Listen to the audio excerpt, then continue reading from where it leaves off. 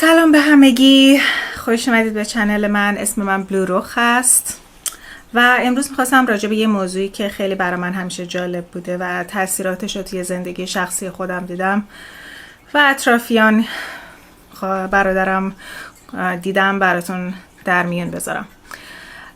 من به نظرم خیلی خیلی خیلی مهمه محیطی که توش انتخاب میکنید، گروهی که باشون کار میکنید و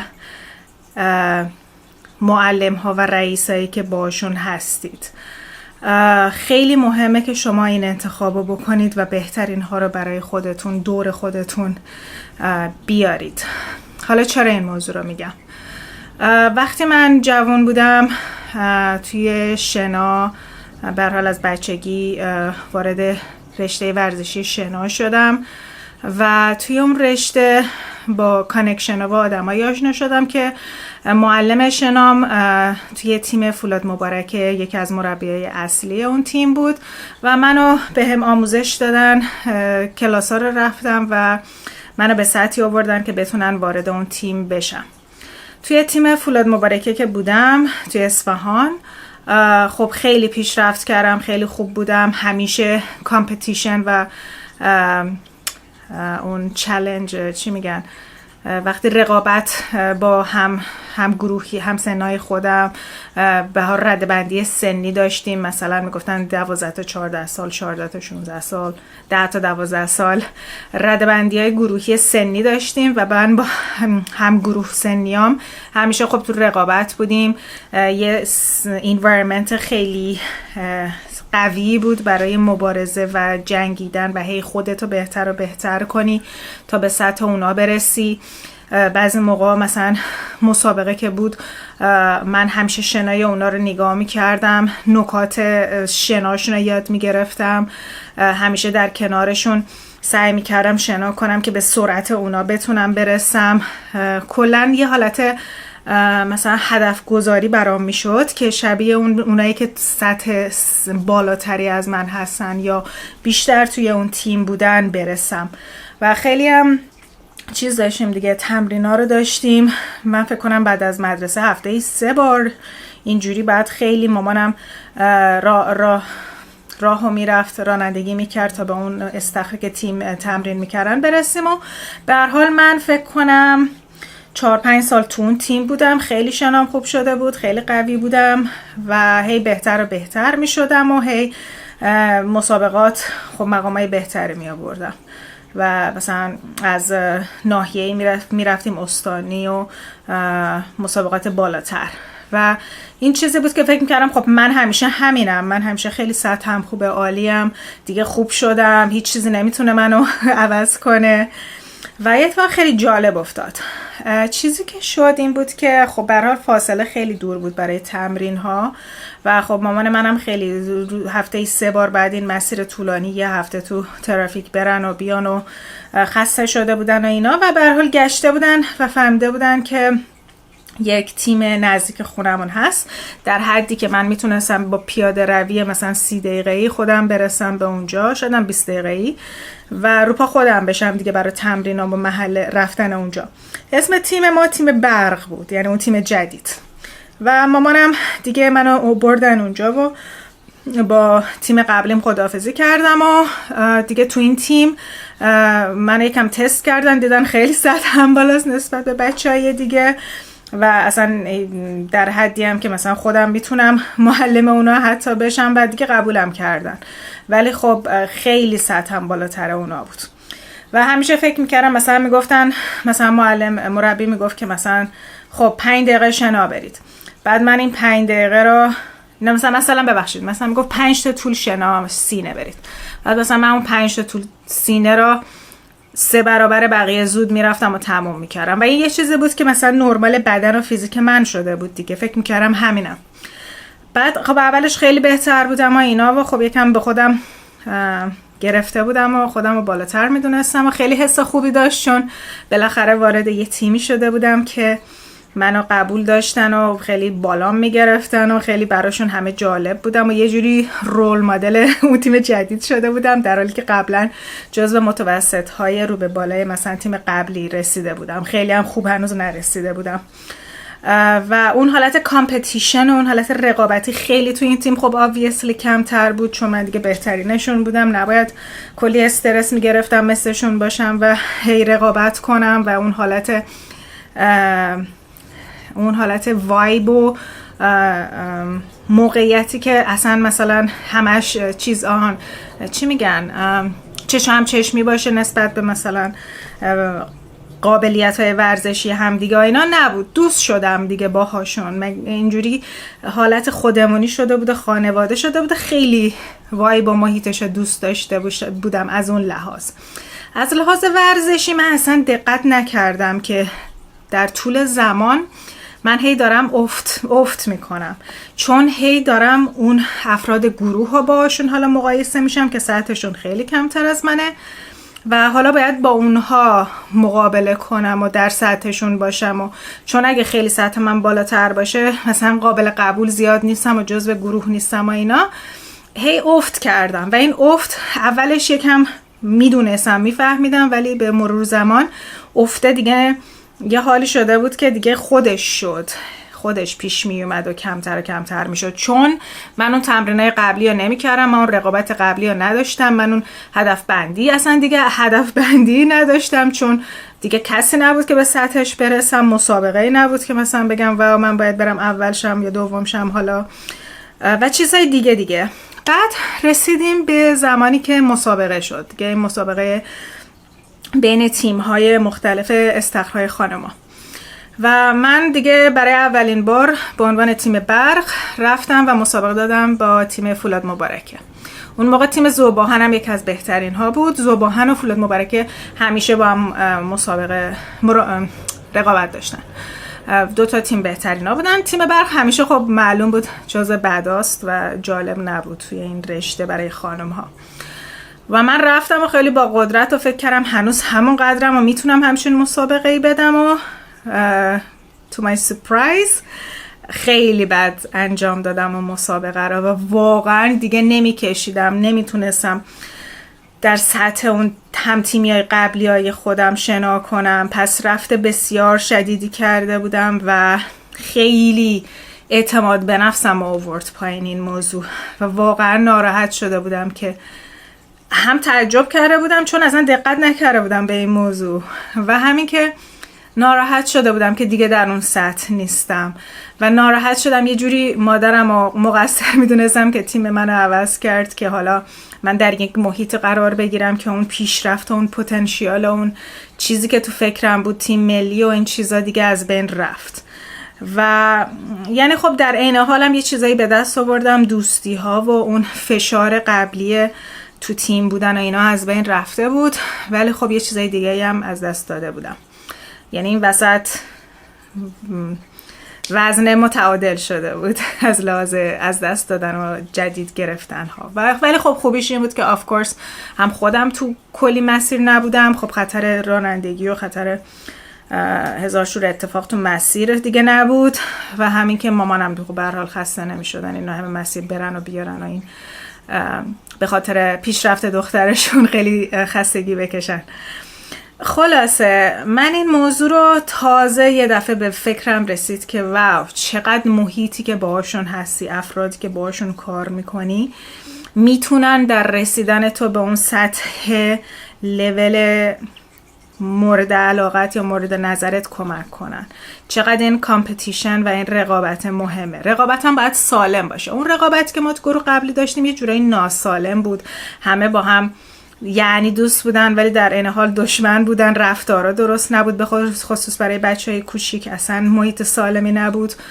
ولی من میگم که به هر حال یه محیطی که هم رقابت سالم توش هست، حالا ناسالم هم باشه ولی نه در حد تاکسیک و خطرناک که منتال هلت و محیط حالت روانی آدم رو عوض بکنه. خلاصه این موضوع خیلی برای من مهم بود و از اون موقع به بعد خیلی خودم چون خب به هر حال اون دست خودم نبود، من یه بچه بودم، تصمیم گیری ها با مامانم بود، همه کارها با پدر و مادر بود دیگه. و من گفتم با خودم که از این به بعد هر چیزی که دیسیژن و تصمیم گیریش رو خودم بود، سعی میکنم محیط خیلی خوبی رو انتخاب کنم، دوستای خوبی انتخاب کنم که بخوام به سطحشون برسم و حالت کمکی بشه که خودم رو بهتر کنم، با هم جلو بریم و سطح پایین تر نباشه که منم برسم به سطح پایین که بخوام تعادل سطح بودن رو ایجاد کنم. و خلاصه وقتی بزرگتر شدم خیلی این موضوع به من کمک کرد که توی تصمیم گیریام مواظب باشم، معلمی که انتخاب میکنم جزو بهترین ها و سختترین ها باشه. معلم شنای اولم خیلی سخت گیر بود توی فولاد مبارکه و اون خیلی واقعا کمک کرد، خیلی دعوا میکرد، خیلی سخت گیر بود، فشار زیادی می آورد روی بچه ها. ولی حالا اگه بچه نبودم خیلی به نظر من روش درستی بود برای تربیت و پیشرفت اون شناگر. و معلم بعدیم 2 معلم البته بودن، یعنی مربی بودن که اصلا سخت نمی گرفتن، رله می شستن اونجا، چایشون می خوردن، بعد می اومدیم با هم می خندیدیم، بعد دوباره می گفتن خب برای اینکه بیکار نشین برین دوباره شنا کنین مثلا 5 تا طول دیگه، مثلا کرال پشت، و اصلا چیل.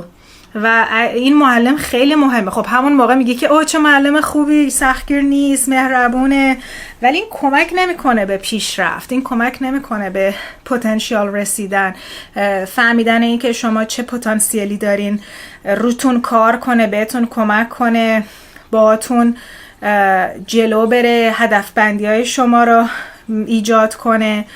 و همه اینا خیلی توی مربی، توی منتور اینجا داریم، یعنی کسی که مثلا در کنارش حالا چه آفیشیال چه غیر آفیشیال، چه رسمی چه غیر رسمی، بهتون کمک میکنه که به یه مرحله و به یه هدفی که میخواین برسین راه و روش یاد میده، میتونین وقت بذارین باهاش و انتخابش کنید. گاهی اوقات اونا انتخابتون میکنن. و به هر حال این منتور و این مربی خیلی مهمه، خیلی اثر مهمی داره روی همه چیز زندگی. خودتون بعداً میتونین یه منتور بشین، خودتون بعداً به یه سطحی که رسیدین، مثلا تو کار اینقدر پیشرفت کردین، همه چی یاد گرفتین، آدم جدیدا میان از شما یاد میگیرن، شما بهشون به هدفاشون کمک میکنین، پتانسیل اونا رو میبینین، بهشون کمک میکنین که بازگشایی بشه، یه سری چالش و سختی بهشون میدین که خودشونو و شما اونا رو آزمایش کنید. پس شما هم میتونین یه روز منتور بشین، حتما نباید همه برای شما منتور باشن و کمک کنن، شما هم یه روز باید پس بدین دیگه، شاید هم شدین آردی، نمیدونم. حالا این بیشتر حرف من برای جوانهایی هستن که هنوز خودشون تو فکر آینده و ساختن آینده شونن. البته هیچ موقع برای بزرگسالا، برای خودم هم هنوز دیر نیست، هنوز من در انتخاب محل کار، محل تحصیل، گروه هایی که باشون رفت آمد میکنم، گروه ورزشی، گروه تحصیلی، همه رو خودم انتخاب میکنم، چند تا انتخاب میکنم، میرم میبینم، بعد میبینم کدوم همین که وایبشون خوبه، حالم باشون خوبه، سالمن، مثلا دوباره رقابتی ناسالم نیست و دوستن، با هم دوست دارن پیشرفت دوستا رو ببینن، با هم کار کنن، کنار هم ورزش کنن، کنار هم پیشرفت کنن، همو تشویق کنن برای پیشرفت. خب این چیزا نکات خیلی مهمیه برای انتخاب شما. شما باید انتخاب کنین در بزرگسالی خیلی چیزها رو. شما باید گروهی که باشون رفت آمد میکنین و تو چیزای مختلف کاری و غیر کاری انتخاب کنید. شما باید دوستاتون رو انتخاب کنید. زوری نیست که بگین او دیگه این دیگه همینه که هست. پس برای همین من میگم خیلی این انتخاب ها مهمه برای پیشرفت خودتون. اگه من این موضوع شنا برام پیش نمیومد، شاید هیچ موقع این جرقه تو ذهنم نمیزد که من کسیم که انتخاب میکنم و محیط رو برای خودم ایجاد میکنم، دوست ها رو برای خودم ایجاد میکنم و من باید عوضش کنم و اونها باعث پیشرفت من میشن. محیط باعث نه تنها خودمم آره دارم شنامو میکنم، ولی وقتی رقابتی نباشه، سطح بهتر شدنی نباشه تو ذهن من. میتونم خودم با خودم رقابت کنم، هی رکورد خودم رو بشکنم، ولی وقتی تو تیمی، وقتی تو گروهی، خب خیلی سلفیش میشه که هی من برای خودم شنا کنم و هی خودم با خودم باشم در اون سطح و بقیه رو بذارم کنار. پس باید در سطح اونا بشم، با اونا شنا کنم، هم سرعت اونا بشم و به مرور زمان افت کنم، چه بخوام چه نخوام افت میکنم اگه با گروهی باشم که سطحشون پایین تر منه تو هر زمینه ای. خلاصه این ادوایس های من خواستم بهتون بگم. بعدن که بزرگتر شدم، خلاصه انتخاب دانشگاه خیلی مهم بود. من بین یه دانشگاه چی میگن وقتی اومدم از ایران بیرون توی آمریکا، 2 مدل دانشگاه اصلی داریم توی استیت کالیفرنیا که یکیش خیلی دولتیه و یه جورایی برعکس ایران اون دولتیه، دانشگاه خوبی نیست، سطح درسیشون بهش میگن استیت یونیورسیتی، و یه مدل داریم که بهش میگن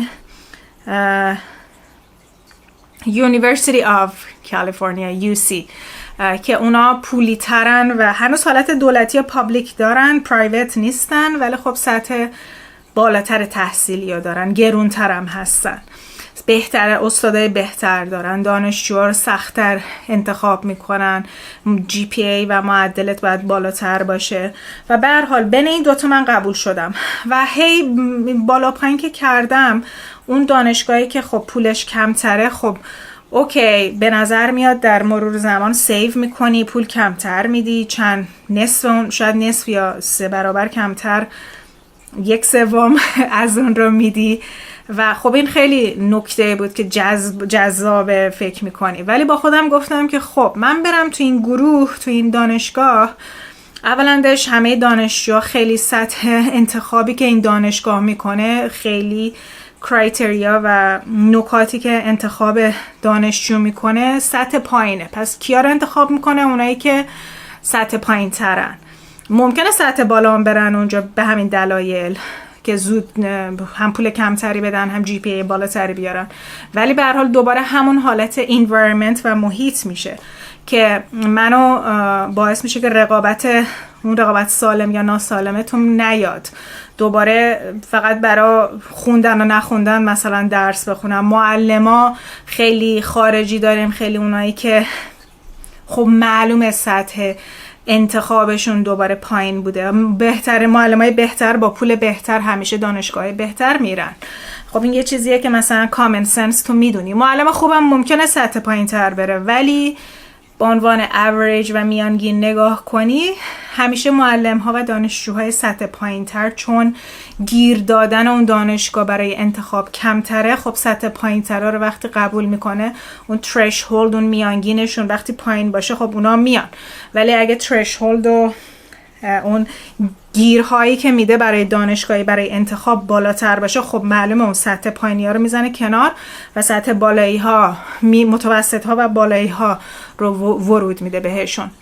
پس با خودم فکر کردم، گفتم که اوکی، خب درسته سیو مانی میکنه، پولم کمتر مصرف میشه، بعد جی پی ام با خودم کار کنم، معدلم رو میتونم بالا ببرم و همیشه معدل اینجا خیلی مهمه. ولی در این حال با خودم فکر کردم که سطح آموزشی که میگیرم، اون رقابت سالم ناسالمی که میخوام، اون سطح دوستایی که میگیرم که چجورین، اینم خیلی تفاوت داره.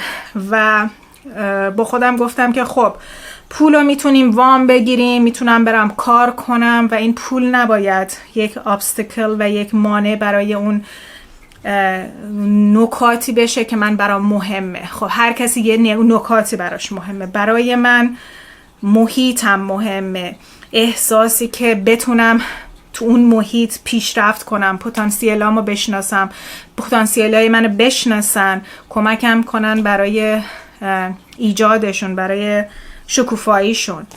و انتخاب کردم دانشگاه بهتره UC رو و واقعا خوشحالم. یکی از بهترین دیسیژنام بود و بین چند تا UC، حتی UC بهتر، UC های مختلف داریم، UC های بهتری هم قبول شدم، ولی دوباره مشکل این بود که فاصله خیلی دور بود، دور می شدم از یه سری چیزها و به هر حال مثلا من قسمت ساینس و علوم برام مهم بود و این دانشگاهی که انتخاب کردم علومش خیلی پیشرفته بود. و کلا میگم دوباره بین چند تا خوبم دوباره انتخاب کردم که کدوم خوبه رو برم بر حسب کرایتری ها و مدل های نظر دیگه. اولش دیسیژن هی میگفتم ریگرت کردم، هی نمرام سخت، به هر حال واقعا سطح درسیشون خیلی سخت بود. اونا توی دانشگاه های یونیورسیتی آف کالیفرنیا توی کوارتر سیستمن بیشترشون، یعنی این که نمیشه که 12 هفته یه همچین چیزی هر ترم هست. توی دانشگاه سمستری استیت یونیورسیتی مثل که سمستر که هست 16 هفته است، یه همچین چیزی. کوارتر 3-4 بار در سال ترمه، خیلی هم سریعه. توی سمستر 2 بار در ساله، به علاوه سامر 2 بار و نیم مثلا. خلاص حالا این چیزا مهم نیست، ولی سرعت خیلی بالا بود، سطح درس خیلی بالا بود، سیستم یه چیز دیگه بود. هم دانشگاه‌ها واقعا عالی بودن، آمریکاییایی بودن که از بچگی مثلا اینجا بودن، به هر حال یه سریشون از دبیرستان دیگه مستقیم اومده بودن این دانشگاه و خیلی سطح بالایی بود، سطح رقابت واقعا سخت بود و یک روزایی بود که گریه میکردم و هی پشیمون بودم که چرا این دانشگاه رو انتخاب کردم. شاید اون رو انتخاب میکردم بهتر بود. بابام هم بعضی موقع میگفت که تو بعد اون رو انتخاب میکردی، سطح پایینیه را، تو الان نمیتونی این سطح بالاییه رو بتونی انجام بدی. و حتی این نکات منفی که نمیتونی کمکم کرد که ثابت کنم نه من میتونم. انتخاب درستی کردم، انتخاب خودم بوده و اثبات میکنم که انتخاب درستی بوده و راه درستی رفتم. و همین اثبات کردن، همین رقابت، همین سختگیری ها پیشرفتم داد منو، اون تغییراتی که میخواستم داد، رفتارم عوض کرد، اخلاقم و یک شخصیت دیگه ای شدم. یه شخصیتی که 100% اگه توی محیط آسانتر و راحتتر میموندم به وجود نمی اومد. و واقعا بعد از مثلا 1 سال سختی به اون مرحله رسیدم که دیگه گفتم اوکی الان من جزوه این دانشگاه هستم، من یکیشونم، من هم سطحشونم و خودم رو رسوندم به هم سطحیشون، از زیر رسوندم به بالا، کشیدم خودم رو بالا و یک رقابتی بود که باید شبیه دانشجوهای دیگه می شدم، نمره‌ام رو بالا می آوردم تا بتونم ادامه بدم. و همین بعضی موقع هم میگم انتخاب‌های ممکنه انتخاب کنید که اولش به نظر بگین وای چرا این انتخاب کردم، ولی مطمئن باشین اگه انتخابی بکنید که شما رو بهتون سختی بده، فشار بده، تلاش بده، شما از اون تخمی که هستین توش در میان، شکوفا میشین، باز میشین، زنده میشین و خیلی چیزهایی که راجع به خودتون نمیدونستین به وجود میاد و خودتون از خودتون لذت میبرین، افتخار میکنید و این باعث میشه که اعتماد به نفستون خیلی بالا بره و اعتماد کنید به انتخاب هاتون. و حالا اگه حتما میتونید ادامه بدید و برنده شید و وقتی برنده شدید این باعث میشه که انتخاب های بعدی رو بهتر و بهتر بکنید بر حسب همین مورد پیشرفت. برای خودتون انتخاب کنید، برای حال خوب خودتون، برای پیشرفت خودتون انتخاب‌های درست می‌کنید. وقتی هم انتخاب‌های غلط کردید، حالا هر زمانی، مثلا تیم برقی که به هر حال به انتخاب هم من بود هم نبود، ولی اون تیم برق به من یاد داد که چه انتخابی درستی بکنم. اگه انتخاب اشتباه هم بکنید یه روز بهتون کمک میکنه تا یاد بگیرید انتخاب درسته چیه، دنبال چی برید، چی میخواین، چی نمیخواین. همین خیلی مهمه. ما وقتی بزرگ میشیم مهمترین چیز انتخاب ماست که حق انتخاب داریم و به هر حال یک حرفه، یک سکیل، یک مهارت زندگی هست انتخاب هامون. انتخاب دوست، انتخاب خانوادهمون که البته به هر حال از اول بوده با همون، ولی انتخابی که چجوری باهاشون رفتار کنیم، انتخابی که چقدر باهاشون باشیم، چقدر نباشیم، کمک کنیم نکنیم، همه اینا انتخابه. از صبح که پا میشی انتخاب کنی که امروز چه صبحونه‌ای بخورم، چیکار کنم، چیکار نکنم. از انتخابای کوچولو شروع میشه تا به انتخابای بزرگ که آینده سازن براتون. و در آخر من انتخاب خیلی مهمی کردم، من انتخاب کاری مهمی کردم و بعد از اینکه درسم تموم شد انتخاب همون جوری که گفتم انتخاب اشتباه چیز کردم، چی میگن، کسی که سوپروایزر و ناظرتون باشه. البته از اول به نظر خوب میومد ولی در کل انتخاب جالبی نبود و همین باعث شد که من بفهمم به عنوان یک سوپروایزر و ناظر دنبال کی میگردم، چی میگردم. و وقتی اینترویو ها و چی میگن، اینترویو رو نمیدونم ازم شد برای کار، خیلی از نکات مهم خودم برای انتخاب خودم که چه کاری انتخاب کنم، اون ناظر و